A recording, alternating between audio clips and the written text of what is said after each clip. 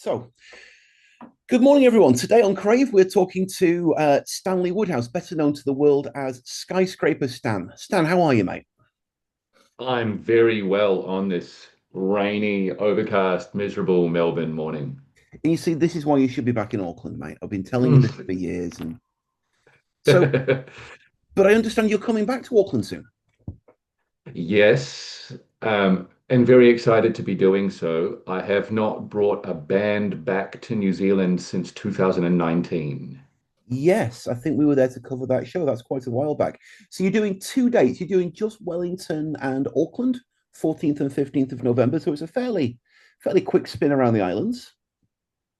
It is a fairly quick spin around the island, and that's just sort of the way the dates fell. Unfortunately, we only had the one weekend spare to get over there, so we didn't manage to get down south. But Nah, fair enough. But you're bringing the full band this time. It's not just you and Oscar. it's the full band. It's a five-piece band. So it's, your rhythm section plus Oscar on guitar, myself, and then our saxophone player as well. Ah, fantastic. So it's quite a full band you've got these days, isn't it? You never used to have a saxophonist, if I remember correctly. No, that's sort of an addition for the latest album. I met the saxophone player when I was living regionally in Australia Hmm. and COVID happened. Right. And the council of the town that I was living in put on a music project where they were just putting musicians together Oh yeah. to collaborate on things, I guess to keep us occupied and prevent us from Yeah. doing crimes or something. I don't know.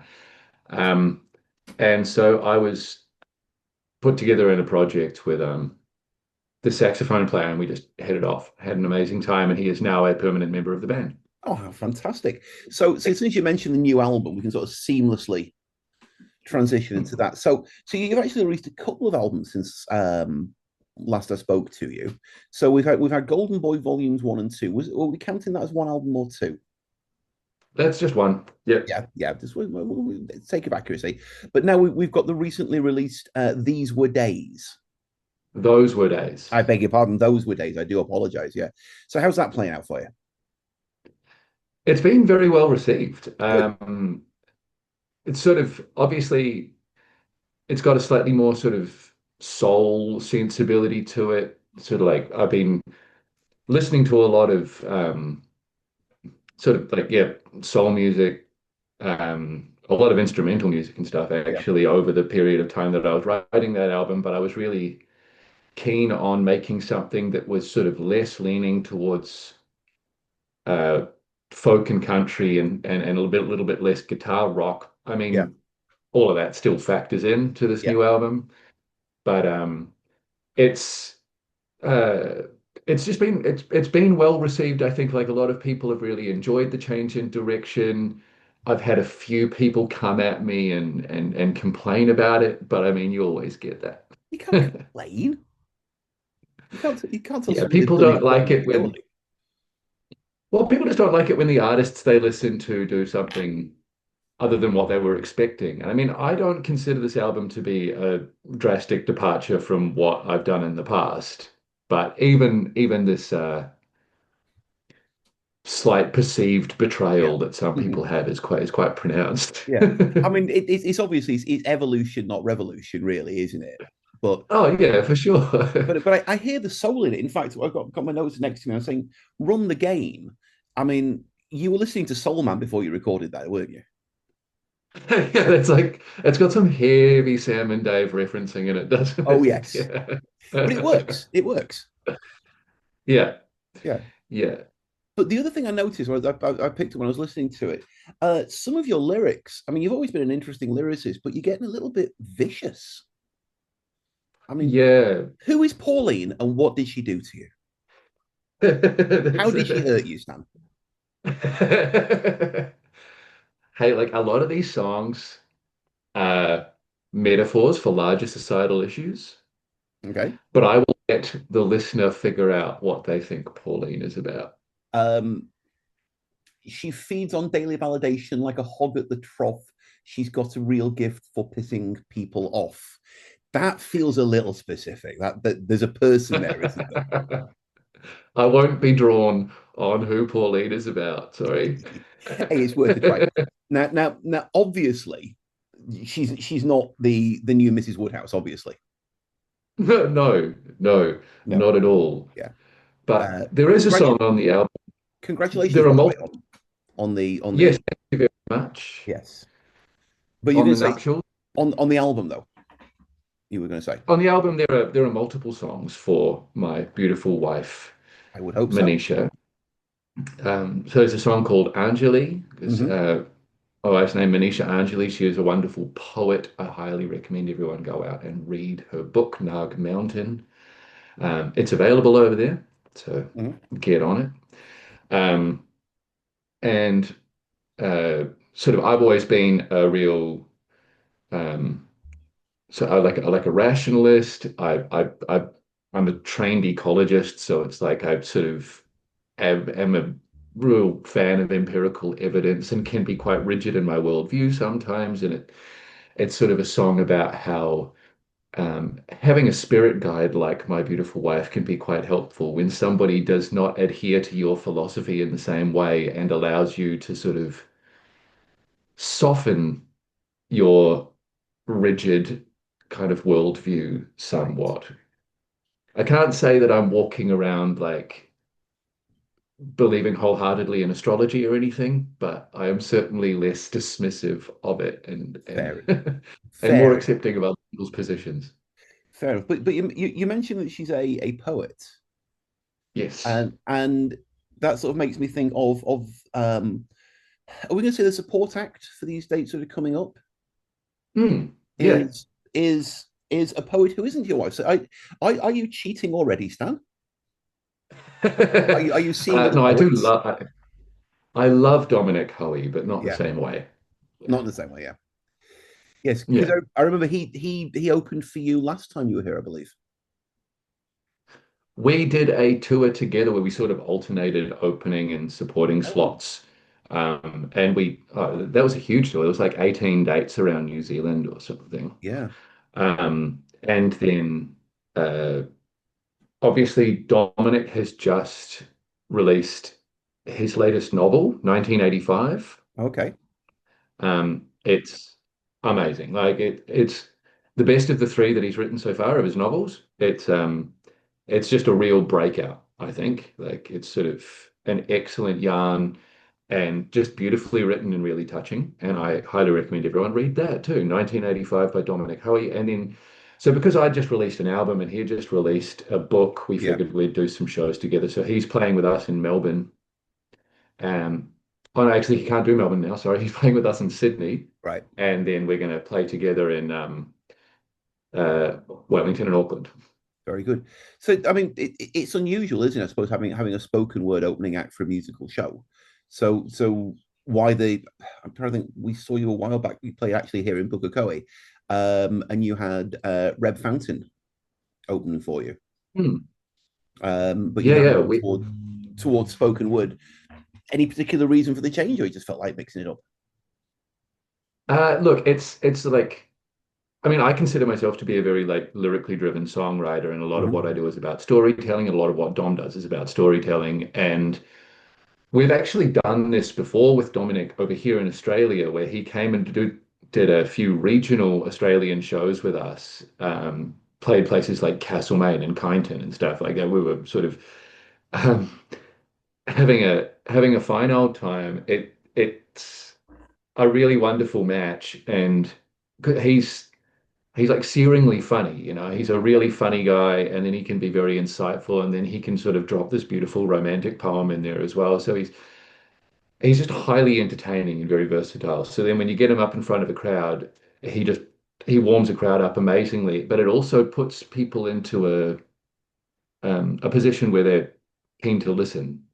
Um, I mean, it's always great having a musical opening act as well, but a lot of the time, poor old musical opening acts get talked over the whole time. Well, that's true. Yeah, Uh, yeah, it's uh, it's incredibly rude to talk over a spoken word artist, so people just kind of don't do it. that's a very And good it point. Yeah. it settles everyone into a like, oh, cool, we're here to listen Yeah. today. Well, then of course, when we get up and we start playing, like we are also a party band, you can dance and everything. It's all good. We're going to be plenty loud. You can talk over us. That's not a problem. Fair enough. You're not a very dancey band, though. To be fair, I mean, it's some of the songs you play are a little bit on the dark side. Yeah. I feel like this latest album, it's got some morbid stuff on there, I suppose, but it is probably less um, dark than Hmm. the others. It's got a fair few upbeat songs on it. I feel like partially that's what some people have complained about. Um, Well, how dare you be but cheerful? exactly. I mean, I had because obviously a fair few of these songs are written in the time that I was, courting and getting engaged to and everything, my beautiful Yeah. wife. And so somebody said to me, "This album sounds like the album of somebody who's fallen in love." And I thought, that's a beautiful thing to say. I Yes, that's appreciate actually really sweet, isn't it? it. It is, yeah. So, if that's the case, then what would say last year's tune be the album of? Last Year's Tune is the album of a younger person who's just that's just a young album. That's a young album. Right.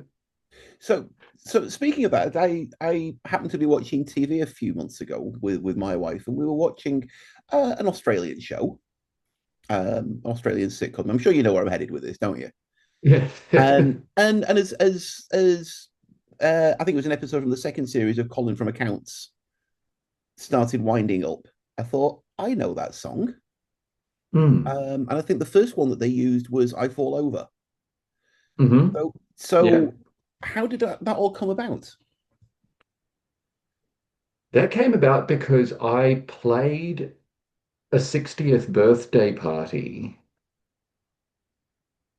at which the co-stars of Colin from Accounts, um, Patrick and Harriet, who I actually don't know personally, Yeah. but they were at this party Hmm. that I played at, and I played that song. Hmm. And then they were in the process of writing the series, and so they um, had the production company get in touch with me after they saw me play it, and they ended up syncing that song plus another song called "Always Thinking of You," and then those were in the first season, and then in the second season they synced a song off the new album called "21st Century Lullaby." Right. And how's that worked out for you? Have you suddenly found your Australian audience burgeoning? Well, I mean, it's been helpful for the Australian audience, but what it's actually done is garnered us like a significant UK audience. Oh, very good. Um, because that show did incredibly well over in the UK. It's Yeah. been racking up awards and it's sort of been a surprise hit over there. So I'll be getting random midnight messages from like England and Ireland and every now and then Scotland, none from Wales yet. But that's okay. They I'm have they I'm they have their patient. reasons. They do their own thing there. Yeah. I will await the messages from Wales. But I mean, it's been interesting. It's like now I'm getting sort of random sort of YouTube guitar tutorials from sort of like middle-aged English guys popping up on YouTube and things like that. So it's kind of funny to see people adopting the songs Yeah. they've heard on that show and learning how to play them. And it's been really lovely for me. Oh, that's absolutely fantastic, mate. Hmm. Yeah. I mean, it is a somewhat dark comedy in places. So I'm guessing songs like, for example, "I Fall Over" do fit in fairly Hmm. well because that is, let's face it, one of your bleaker songs. Yeah, it is one of my biggest songs. So Yeah. is 21st Century Lullaby, really. But, um, you know, that's, I guess, just their taste. Well, I mean, if it fits, it fits, I guess. Yeah. Hmm. Yeah. So where do you see heading next after this? So we're. I mean, I've lost track. This will be your fourth album now, I believe. This will be my fourth album, but my third studio album. So there's a Right. there's a there's a solo album in there as well, but I don't rate it particularly highly personally. Oh, Um, okay. but this is the third full band album. Yeah. Oh, okay, fair enough. So do you see this as the band as the way future, or do you see yourself as a solo act, or where are we headed? I mean, I certainly see myself as a member of I see myself as a songwriter, as a member of a band. Like the Skyscraper Stan thing is sort of increasingly more collaborative as I play with the bands. It's like we've always um, worked as a lot of bands do, where it's like I will bring the song and then the band will write their parts. Right, And it's sort of and my guidance on that is relatively limited, as in I will have a vision of what I think the song should sound like, but very often there is a competing vision from someone in the band that is better. right. And so then we will change the feel and we will change sort of like that sort of beautiful alchemic thing that happens when you get a bunch of different heads in a room. Yeah. Um, and then with the latest album, it was even more collaborative again because we recorded at a friend's studio, um, and so we had an engineer with us for that, and then like a friend who was engineering, and then following that, everything was mixed by us. Um, Sort of overdubs were done by us, like all the little sort of seasonings that we put on the songs. Yeah. Um, it was all done in-house, and then a very good friend mastered it. So it was all there was we decided not to have a producer this time. We didn't have any. We just did it all of ourselves. All the Oh, cool. production was the band, and the lion's share of the technical work was all the band as well. Oh, very So good. like the saxophone player wrote all the horn charts. It was all very collaborative and in-house. I mean, it sounds great. It doesn't sound like it. How I don't know how to word this without sounding dismissive. It doesn't sound not professional. This is a well produced album, so that it's fascinating to hear you say that. Yeah. But I noticed, I think all the songs have full writing credit for the whole band. Yeah, they're all credited to you, Andy, Martin, Oscar, Sam. Like, there's nothing that says this is just Stan's thing. Yeah. And I also noticed that, Yeah. Well, I mean, I felt like, I mean, oh no, continue. yeah, no, I was going to say that, like not nothing is just Stan, and obviously when you listen to it, Oscar's guitar playing really cuts through. You and he have obviously always been very tight. I realize, but yeah, I don't know that this is just you anymore, is it at all? This is definitely a band thing. I mean, I think so. I sort of I want to make sure that the band get adequate credit for the amount that they put in, and like it'll be lots of small things. Like it could be a really small thing, like in the song "Talk to Me." I took it to the band, and it's this sort of Motowny sounding song about conspiracy theorists, and it the band asked me to sort of go away and write another verse so that then they could help arrange it into a way that was more compelling. So it could just be a small thing like that, or it Mm-hmm. could be a larger thing, like when I was talking about they completely changed the feel of the song from what I had originally intended.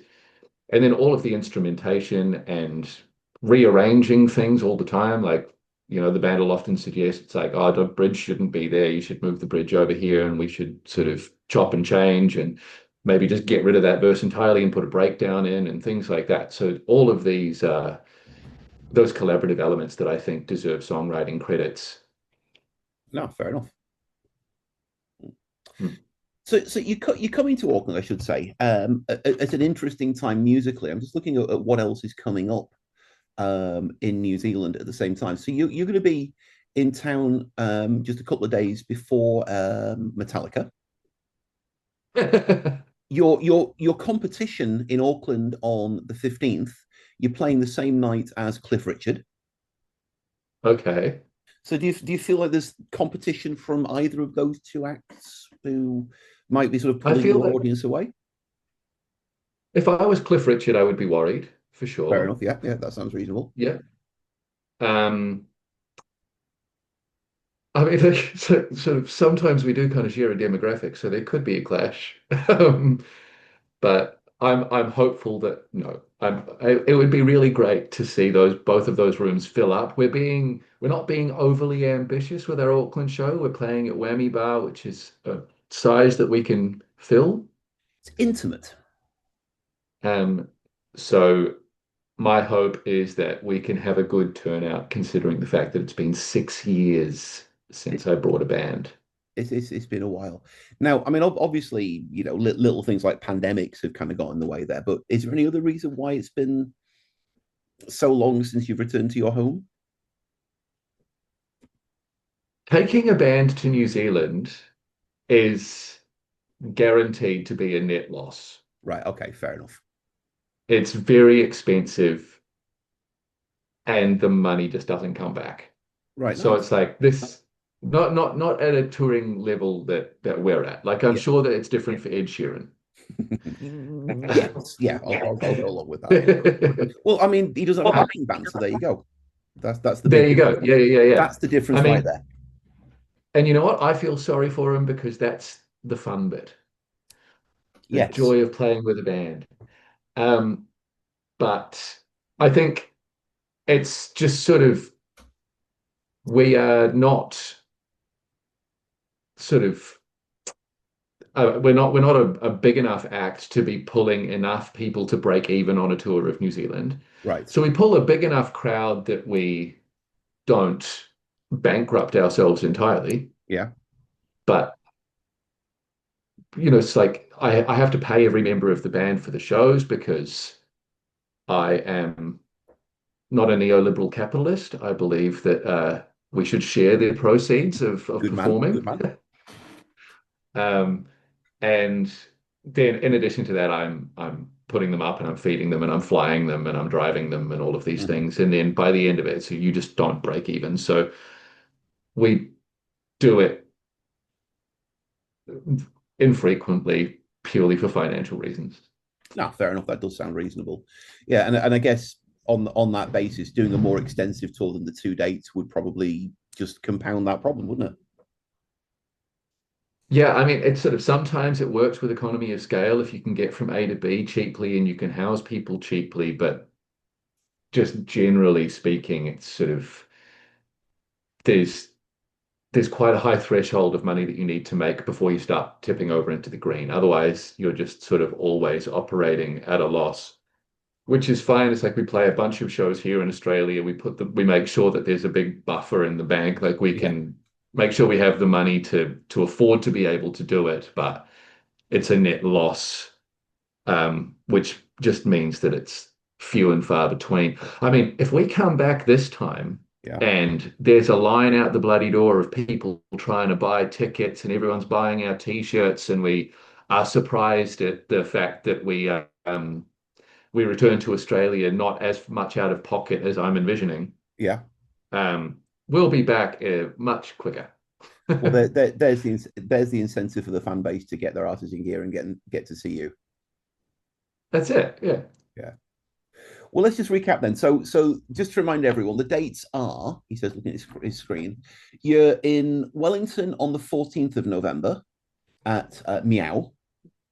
And then the very next day, you're trekking the length of the North Island to Auckland. You're playing the Whammy Bar on the 15th. Hmm. So Yep. a very short tour, but we're looking forward to seeing you. Yes. Yeah. And I will certainly be back very soon. Um, I would imagine doing some solo shows all around the country because I really love doing those as well. Yeah, So I will be venturing south next year in 2026, but you it may not be with the whole band. brave man. As I said, unless everyone shows up and sells out the venues, Well, then I'll reconsider and we'll bring the band we'll over again. we'll do our best to get the word out, Stan. Well, thank you very much for taking the time to talk to us this morning. Thanks very much for the offer, Yeah, and we'll look forward to seeing you in November. Joyce. See you.